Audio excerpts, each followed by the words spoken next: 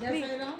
Sai aunty channel के माध्यम से आपको रूबरू। ये हमारी गायत्री साईं भक्त, आप बहुत अच्छी तरह से इनसे परिचित हैं। आज मैं इनके घर पर आई हूँ। मेरा सौभाग्य है कि आज ये गीता का पाठ पढ़ रही हैं और मैंने सोचा कि आपको भी शामिल कर लूँ। तो आज ये 7वां अध्याय का महत्तम पढ़ रहे हैं। गायत्री बताओ क्या पढ़ रहे हैं। भगवत गीता का 7वां अध्याय का महत्व पाठ पूरा हो गया है। अब ये उसका महत्व है। आप सभी सुनिए। नारायण नारायण नारायण भजमन नारायण नारायण नारायण श्रीमन नारायण नारायण गुरुवर नारायण नारायण नारायण साई नारायण नारायण नारायण सूर्य नारायण नारायण नारायण चंदा नारायण नारायण नारायण तारे नारायण नारायण नारायण गंगा नारायण नारायण नारायण यमुना नारायण नारायण नारायण ओ सरयू नारायण नारायण नारायण सरयू नारायण नारायण नारायण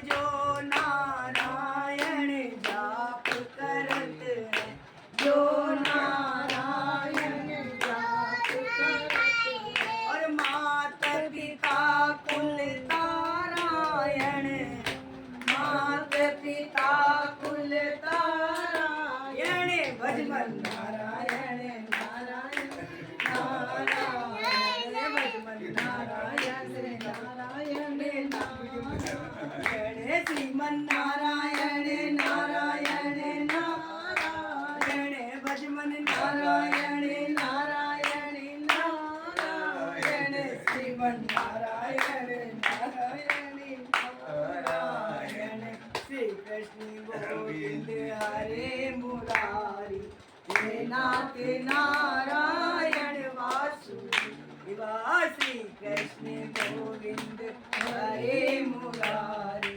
हे नाथ नारायण वासुदेवा स्वामी हमारे प्राणों से प्यारे, स्वामी हमारे प्राणों से प्यारे हे नाथ नारायण वासुदेवा श्री कृष्ण गोविंद हरे मुरारी हे नाथ नारायण।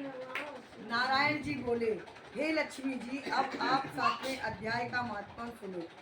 एक पटेल नगर नामक नगर था जिसमें संपूर्ण वैश्य रहता था। वह व्यापार करने को नगर के बाहर कहीं परदेश को जा रहा था। रास्ते में संपूर्ण को एक सर्प ने डस लिया जिससे वह मर गया। तब उसके साथी दाह क्रिया करके आगे को सिधारे। जब लौटकर घर में आए तब उसके पुत्र ने पूछा कि मेरा पिता संपूर्ण कहाँ गया। तब उस व्यापारियों ने कहा कि तेरे पिता को सांप ने डस लिया, सो वह मर गया। वह पदार्थ तेरे पिता का है, सो तू ले जा। पुत्र ने कहा, जिस सर्प ने मेरे पिता को काटा है मैं उसको मारूंगा। उस व्यापारियों ने कहा, चलो मैं तुम्हें वो ठौर बताता हूँ जहाँ तेरा पिता संपूर्ण मरा है।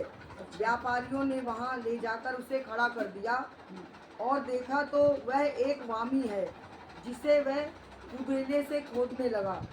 जब छेद बड़ा हुआ तो वहाँ से एक सर्प निकला। सर्प बोला, तू कौन है, मेरा घर क्यों खोद रहा है। उस बालक ने कहा, मैं संपूर्ण का पुत्र हूँ। जिस सर्प ने मेरे पिता को मारा है मैं उसे मारूंगा। जिसने मेरे पिता को मारा है मैं उसे मारूंगा। तब सर्प ने कहा, हे पुत्र, मैं तेरा पिता हूँ। अच्छा, तू मुझे इस अधम देह से छुड़ा और मुझे मत मार। यह मेरा पूर्व जन्म का कर्म था, सो मैंने भोगा। अच्छा। तब पुत्र ने कहा, हे पिता, कोई यत्न बताओ जिससे तुम्हारा उद्धार हो। तब उस सर्प ने कहा, हे पुत्र, किसी गीता पाठी ब्राह्मण को घर में भोजन कराओ और उसकी सेवा करो तो तुम उसके आशीर्वाद से हाँ मेरा कल्याण होगा। तब उस बालक ने अपने घर पर नगर के जितने गीता पाठी थे सारे बुलाए, जितने नगर के गीता पाठी थे सारे बुलाए, जितने गीता के पाठ करने वाले थे उसने सब ब्राह्मणों को बुलाया और उनको बुलाकर गीता जी के 7वें अध्याय का पाठ करवाया और उनको भोजन करवाया। तब उस ब्राह्मण ने आशीर्वाद दिया। वो तत्काल अदम देह से छूटकर देवदेही पाई और विमान में चढ़कर आकाश मार्ग को जाता हुआ अपने पुत्र को धन्य कहता हुआ वैकुंठ धाम को चला गया। मतलब उनके पुत्र ने मुक्ति करो। हाँ और से वो गीता जैसे कहते हैं ना, कोई प्रेत योनि में चला गया, किसी योनि में चला गया, और पंडित लोग भटकाते हैं आंटी।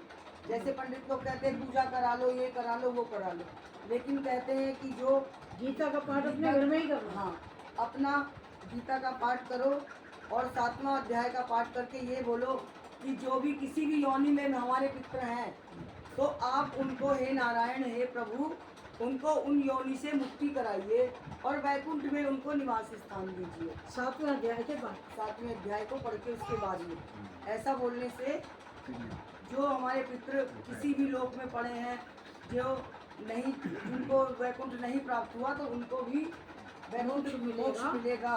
और ये श्रावण मास जो है पूजा पाठ के लिए होती है, मोक्ष के लिए ही है। तो इसलिए जो भी सावन में गीता का पाठ पढ़ता है वो उसको कई गुना फल की प्राप्त होती है गीता के अध्याय का पाठ करने से, और महीने में पढ़ने से ज़्यादा उसको इस महीने में ये।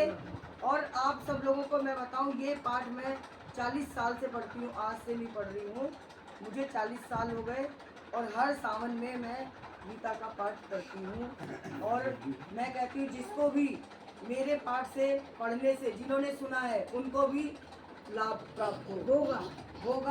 ऐसा बहुत साईं परिवार की ओर से ये भी हमारी मेंबर है गायत्री, बहुत पुरानी हमारी साथी हैं। इकट्ठे हम लोग सिंधी जाते हैं, यहाँ भी हम लोग पाठ इकट्ठा करते हैं। आज मेरा सौभाग्य है कि मेरे साथ ये सारे साईं परिवार के सदस्यों ने आपके द्वारा ये पाठ सुना, आपने पढ़ के सुनाया, आपका बहुत धन्यवाद। और ऐसा मौका आपने हमें दिया। समय निकालकर आप सभी एक अध्याय रोज पढ़ें। अभी सावन में कई दिन है, 2 दिन 2 पाठ भी 18 अध्याय होते हैं, 2 पाठ पढ़ेंगे कंप्लीट हो जाएगा। ओके, जय साईं राम। बहुत बहुत धन्यवाद आपका, शुक्रिया। भजमन नारायण नारायण नारायण नारायण।